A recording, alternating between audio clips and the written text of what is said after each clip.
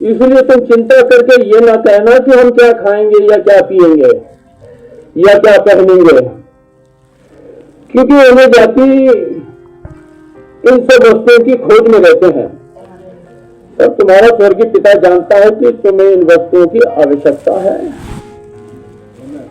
इसलिए पहले तुम परमेश्वर के राज्य और उसके धर्म की खोज करो तो ये सब वस्तुएं तुम्हें मिल जाएंगी।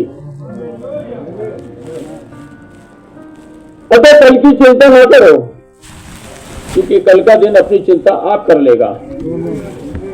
आज के लिए आज ही का दुख बहुत है।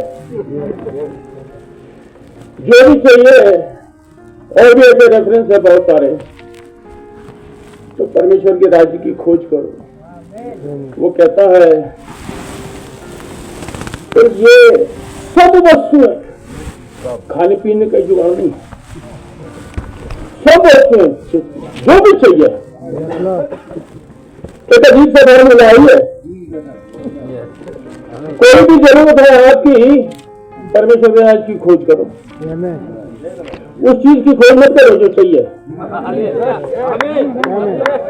परमेश्वर के राज्य की खोज करो। जब परमेश्वर के राज्य की खोज में आप जा रहे हैं तो वहां पर परमेश्वर आपको मिलेगा। वो कह रहा है अगर तुम मुझे खोजोगे तो मैं तुम्हें मिलूंगा। मैं जबरदस्ती आपके गले नहीं पड़ूंगा, अगर आप खोजोगे तो मिलूंगा, है कि नहीं? और जब कोई से खोजता है तो उसे पता लग जाता है। कोई जब परमेश्वर को खोजता है ना तो उसे मालूम पड़ जाता है कि कोई खोज रहा है, तुझे ढूंढ रहा है, और उसे ये भी पता लग जाता है क्यों ढूंढ रहा है।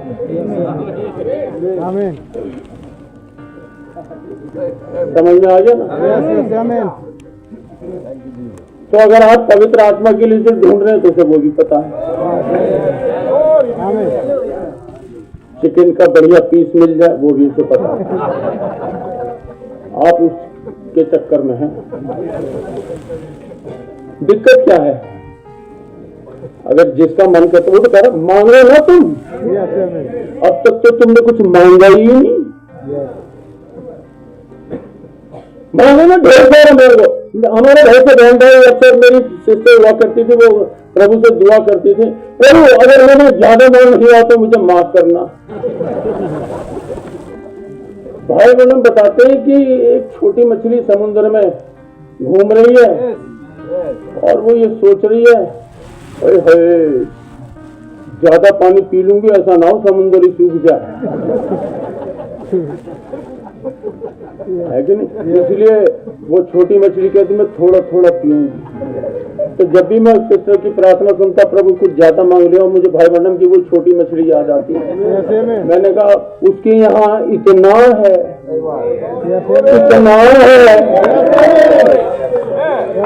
बहुत है, बहुत है उसके पास।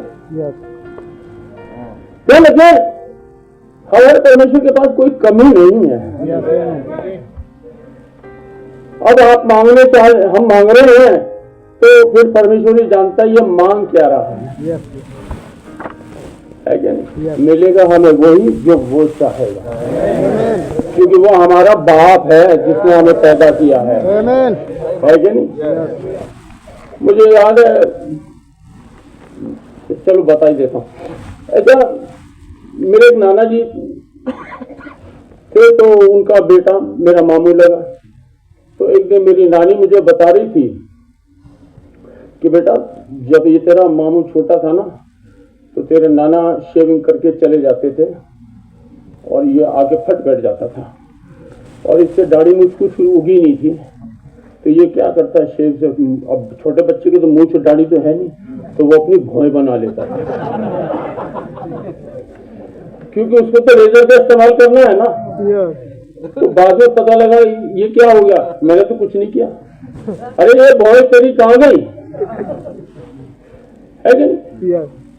तो नानी क्या लगी सुन अभी तेरे को जल्दी क्या है, उगी आएगी मूछ, उगी आएगी दाढ़ी, फिर तू खुरसते परेशान हो जाएगा। तो परमेश्वर हमें बड़ा अच्छा लगता है, क्या मजा आएगा शेविंग करते लोग, मैं साबुन लगाते बड़ा ये वो करते, अरे रुको, तुम्हें भी मिलेगी, तुम्हें भी मिलेगा। बस तुम एक काम करो, खाना खाते रहो। आप जोर लगा के दाढ़ी मूछ निकाल नहीं सकते कि जोर लगाई दाढ़ी मूछ हो गया। बस आपका एक काम है, खाना खाते रहो, अपने समय पे अपने आप हो गया। पवित्र आत्मा चाहिए ना, जब समय आएगा अपने आप में। पवित्र आत्मा चाहिए ना, तो उसके राज्य की, उसकी धर्म की खोज करो।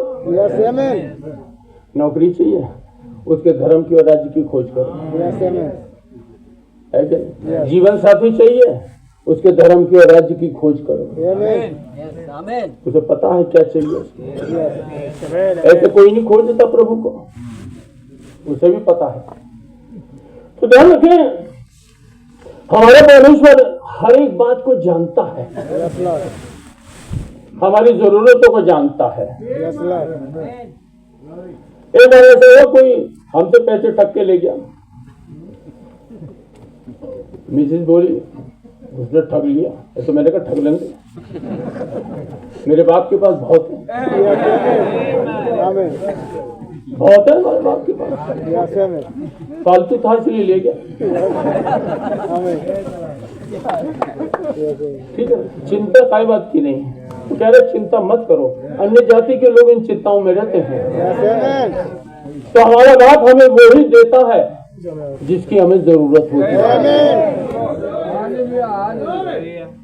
और जब बच्चा अपने से ज्यादा बढ़कर मांग लेता है तो बड़ी दिक्कत हो जाती है।